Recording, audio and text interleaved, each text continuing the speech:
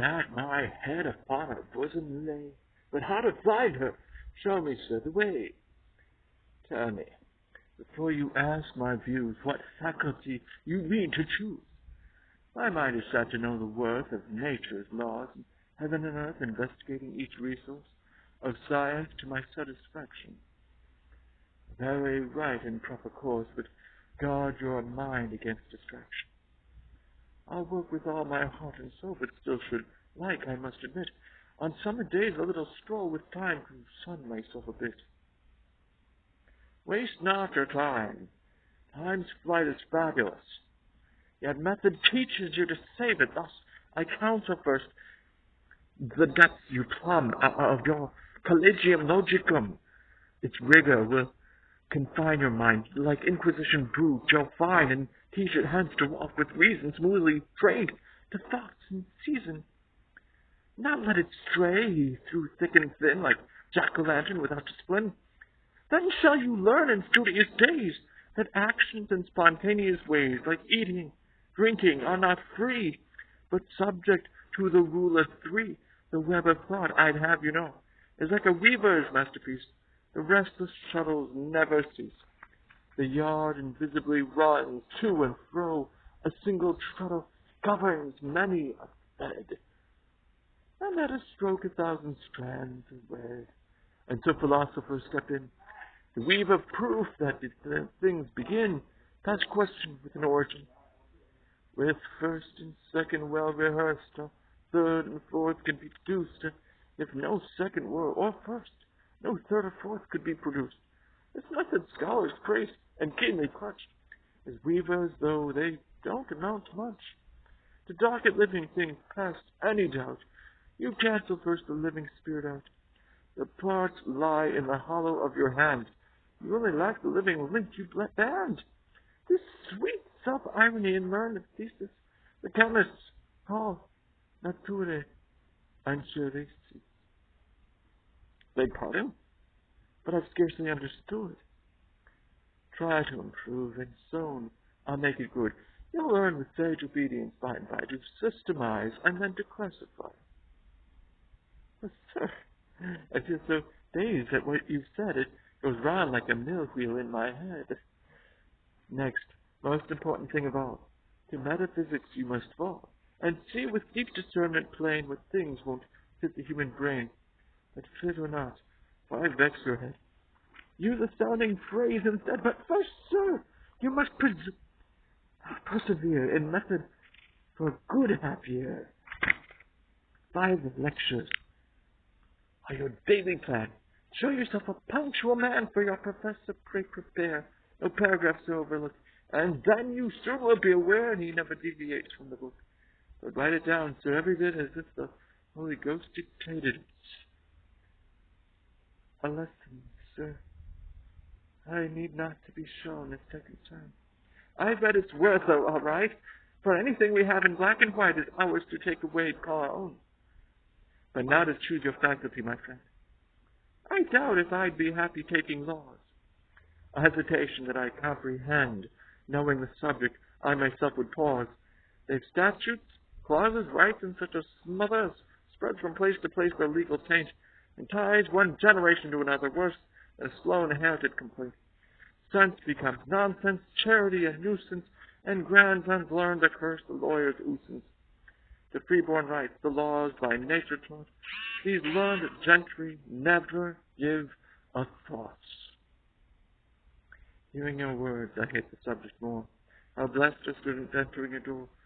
Perhaps theology has claims more strong. Sir, I should grieve to see you going wrong. The aspirants who choose that learned field may fail to see the pitfalls, I'll be sure. And zealotry has virus so concealed.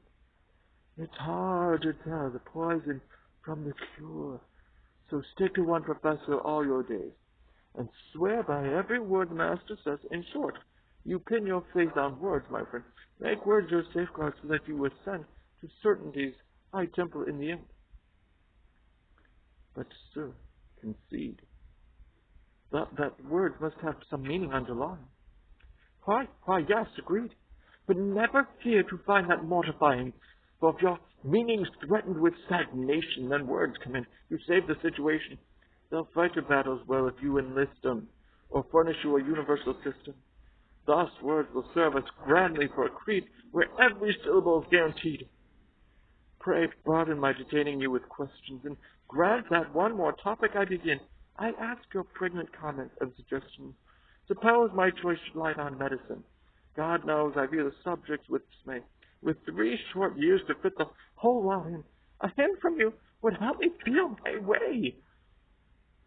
I've had enough of this doctorial tone. Simuldick did something of his own. Ah, medicine! I see no hardship there. You learn the world of men, sir, at your ease. Then in the end I let small and great ones fare, as God may please. To scour around for sciences is vain, since mortals only learn what mortals can. But he who turns the moment to his gain, he is the proper man. And since you seem a pleasing pill, a certain boldness is your due. Thus, with the self-confidence fulfilled, you'll find that folk have confidence in you. Learn how to handle women. That makes sure, since all the aches and sighs that come to vex the tender sex, the doctor knows one little place to cure. A bedside manner sets the heart at ease. And then yours for treatment as you please. A string of letters following your name assures them that you far surpass your peers, and so you handle favors at fair game that other men would have to stalk for years. Learn the sweet touches to the pulse applied, and then, with looks discreet but fiery-eyed, you lay your hands about her little waist to ascertain how chastely she is laced. Now that makes sense.